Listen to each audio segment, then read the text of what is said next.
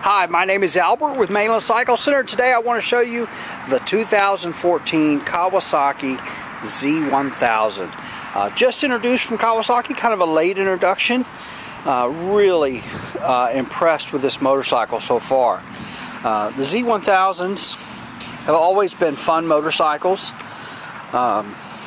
Street fighter, naked bike, muscle bike, whatever you want to call them.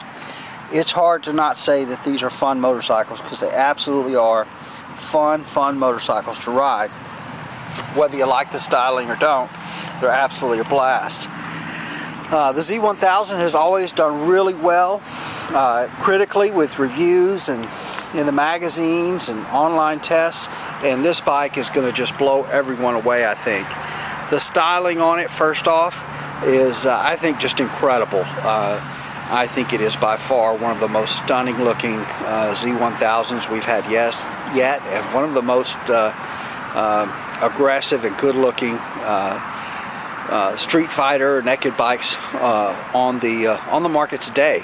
I just love the flow of the bodywork. When you see how this flow is here, the swoopiness of the tank to the seat to the tail section to the headlight, just really looks good. Kawasaki really has upped their game with this motorcycle. Aluminum frame, so aluminum chassis. It does have inverted front forks. And when we say inverted front forks, if you look at a lot of motorcycles, the chrome fork tube is clamped up here, and the aluminum part of the tube is in the at the bottom. And this one, you can see, this is what we call an inverted fork. It's quite common. Years ago, this was new and exciting, but it's pretty common now to see inverted front forks. We see it on motocross bikes and a lot of sport bikes, but not everything has it. But this bike does. This has the Showa separate function big piston fork. So separate function big piston fork. See if we can get a look at the top of these. There's springs in both tubes, but if you'll notice when we look at the top of these fork tubes, this is the dampening side. Okay, and then this is your preload, your spring preload. So there's springs in both tubes, but you'll adjust your spring on this side, and you'll adjust your dampening on this side. And what that does is, by not having the spring adjustment mechanism in here, it lets them have that big piston damper in there, which just gives it a larger face for the oil to hit those valves. It just lets them have a higher quality dampening cartridge. So Showa separate function big piston fork on the Z1000. Also new on the Z1000s is that these are now equipped with ABS, anti-lock brake system. So it has ABS. Also, the front brake calipers are new. These are I believe they're made by Tokico. I could be wrong. But they're a 4-piston caliper, and they're a monoblock caliper. So what does that mean? That means that this caliper, this brake caliper, is one piece of aluminum. It's cast and machined out of one piece of aluminum, as opposed to 2 pieces of aluminum bolted together. I have a 2011 ZX10, and if you look at the caliper, on the back of the caliper, you can see the bolts where it's bolted together. So obviously, one piece is going to be stronger than 2 pieces bolted together.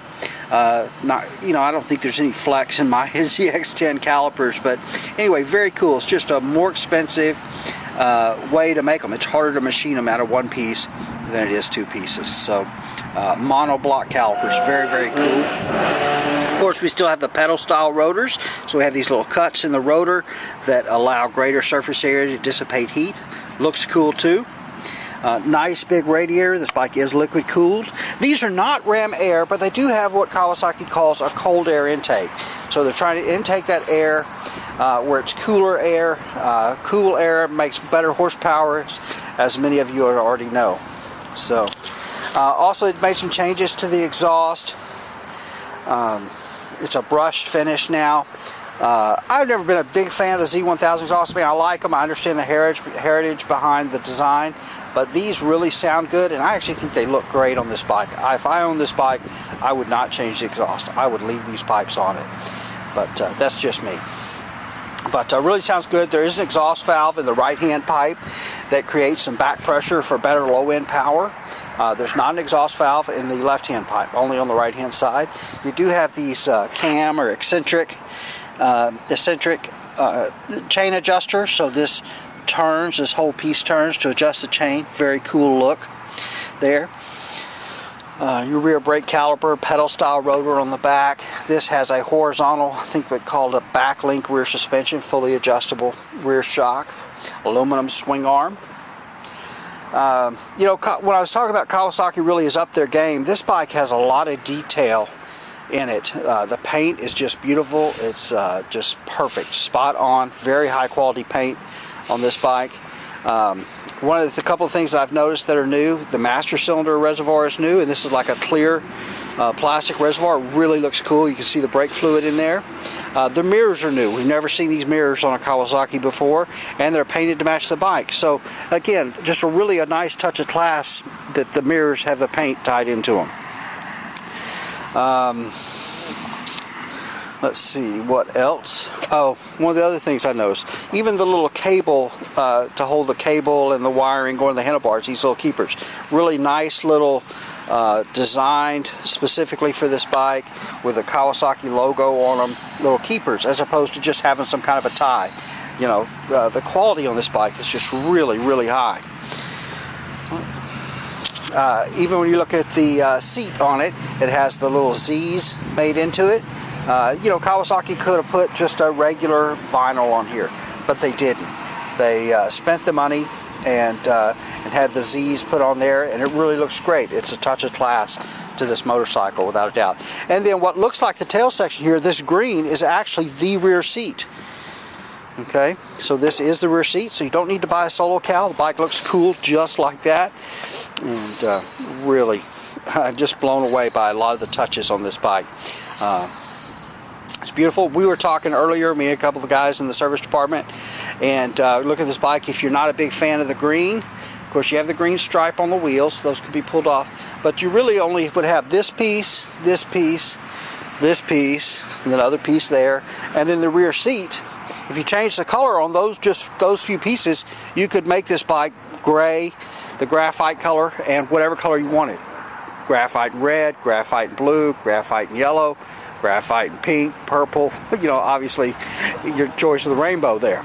But would be really easy to do some customizing and change the color on this bike just a little bit if you're not a fan of the green. I think the green is gorgeous. I wouldn't change it, but it would be real easy if green's not your favorite color and blue or red or something is. So anyway, I thought that was pretty cool. Kawasaki made some changes in the intake. The velocity stacks are now all the same size as far as length, and it's supposed to help the better throttle response. Still, these are a 1043cc motor, inline 4-cylinder, the fuel injected, liquid cooled, dual overhead cam, 4 valve per cylinder. You know, just really a fun, muscly bike to ride around town. Around town, this bike is about as much fun as anything out there to ride. We do have this bike serviced, so we'll turn the key on. Handlebar controls, we'll take a look at that. You got a pass light back here, hazard lights, engine kill, start button, pretty standard controls. What we're used to. It is nice to have the hazard light function, and you have the pass light to flash the high beam.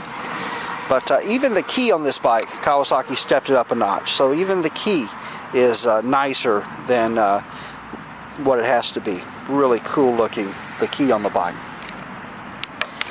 And alright, so let's turn it on.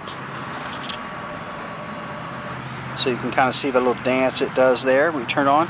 Now, if you'll notice, the tach right up here starts at 4,000 RPM and then goes up to 11,000. So where's the 1,000 to 3,000? It's actually right here. And so it was there. And I'll push the button. There's your fuel gauge. It's almost like a dial there. Odometer, speedometer there. So then so you got trip meter A, trip meter B. You got miles per gallon. And this bike has just been driven maybe around the parking lot. Average miles per gallon. Your estimated fuel range.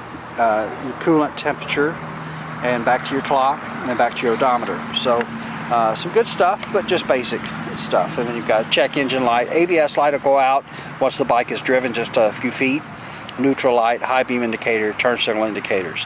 Alright, so let's push the button and we'll crank it up and take a look at that tachometer.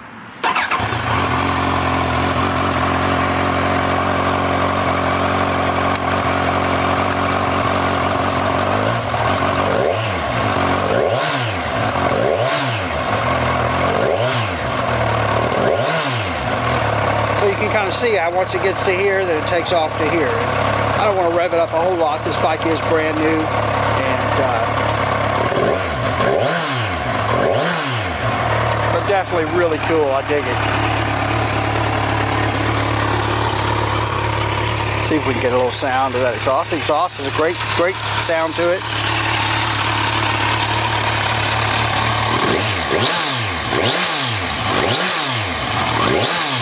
And part of what you're hearing with this bike, Kawasaki did a lot of things so that you could hear the intake noise.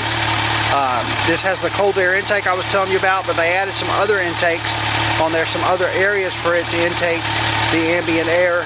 And part of the reason they did that was to open it up so you could hear that intake growl on this bike. So when you ride this bike, you open that throttle, you're going to hear that air and stuff going in there, and it's really going to give you almost that muscle car experience when you ride this bike. Meaning a 60s muscle car is not the smoothest, quietest thing to drive, but it's a lot of fun because you can hear it and feel it, and that's part of what Kawasaki wanted to do here.